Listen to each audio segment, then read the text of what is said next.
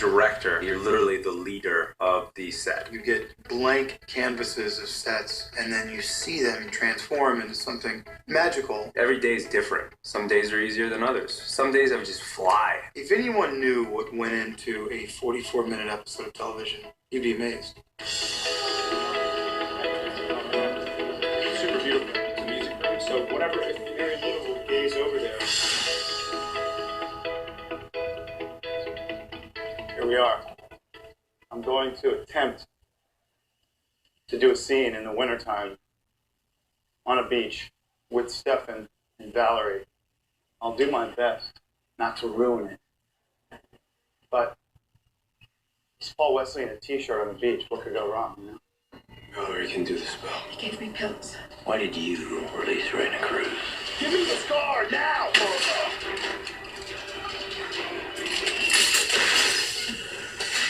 This episode was very, very different than the last one, and ultimately it had to set up a lot for what was going to happen from 16 until 22. We're now 3 years in the future. We're not going back. Nora, don't! You must live. There is no life without you.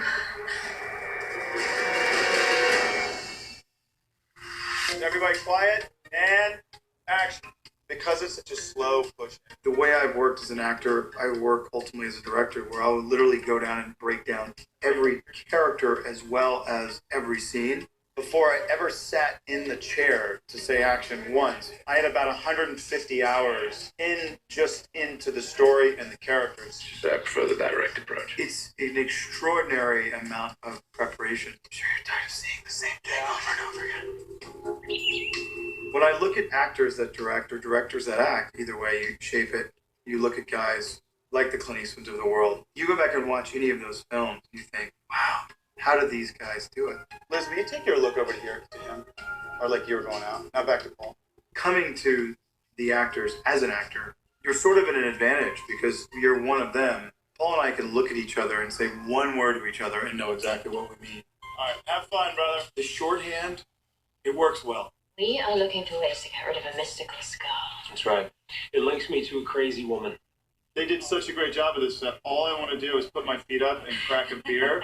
The odd thing is that we're now shooting this really beautiful, super warm beach scenario, and now there's a winter Goliath storm coming in about to dump snow on it. So today we're shooting a scene. We're starting off in the Mystic Falls High School hallway. We are doing a scene with Bonnie and Enzo. That's the start of our day, which is at 3 p.m. We are then moving to the exterior woods, which is located here at our stages. When Bonnie wakes up, she's going to be Raina 2.0. I don't want to hurt you. Waking up means killing us. You'd rather just slip away. Monster. Sure am. Sorry, Bonnie. I had to get you to wake up somehow. I need to kill Damon first. Okay. I'd say it's a very Bonnie-heavy episode. She is fighting this inner urge inside of her to become a huntress and basically kill all of her friends.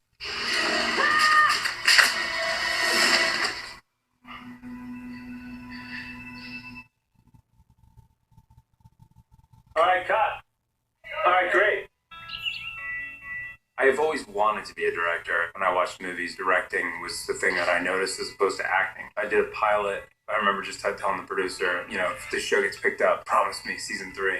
You thought that was a hint. You were not paying attention. So it had always been on my mind that if I got a show on air for long enough, I would direct. Don't you think it would be kind of interesting to have a two-shot for having this conversation with Stefan, sort of how to focus in the background? Yeah, get that. I think we should get that. Let's just roll right now. You know, I got it. As a director, I've learned to not watch my own performance in close-up. I just ask my DP or people in the DIT tent, whomever, the camera operators. I ask the writer if they think it was tonally there, and they say yeah, and I don't really need to watch it. I never said I didn't have an idea. I was the first actor to direct, and I just wanted to sort of break the ice and make sure that they knew it was going to be a team thing. Then you go. Right. You know, I wrote all the actors a letter. I just said, hey, guys, I really, want you to know that I need you. Thank you for bringing your A game. But now I think they're more comfortable with me directing, and I'm more comfortable. So as long as we see the music, You know what I mean? Time is precious on any show, but you can plan. But we also do improv and wing things in the sense that we put up a camera and we see how it looks, and if it looks great, we go with it. You know, and I think at the end of the day, if you aren't open to something new and magical happening, then you are kind of limiting yourself. And action! There are so many facets of this business that allow you to really exercise different muscles. You run into a lot of roadblocks. You can't be appreciative of every single component on a set. Keep it rolling, keep it rolling. Mike, I like that hinge. Maybe go to him at the end, okay? Thank you, guys. It's pretty incredible. I tried to have it all.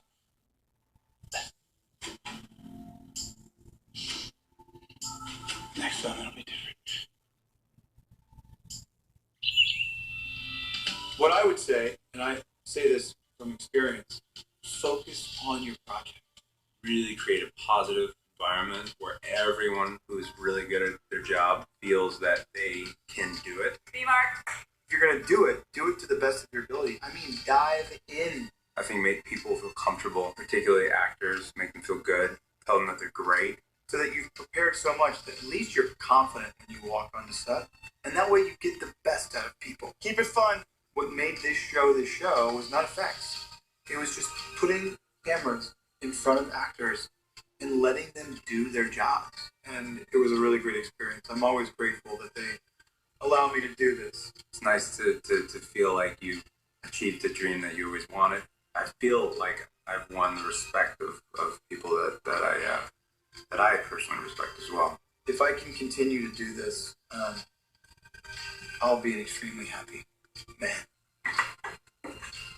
Well, that is it, guys. That is a wrap on the day. That's a wrap for today. I hope you guys enjoyed a little slice of our world. I really hope you enjoyed it, and I hope I didn't make a complete idiot out of myself. Thank you.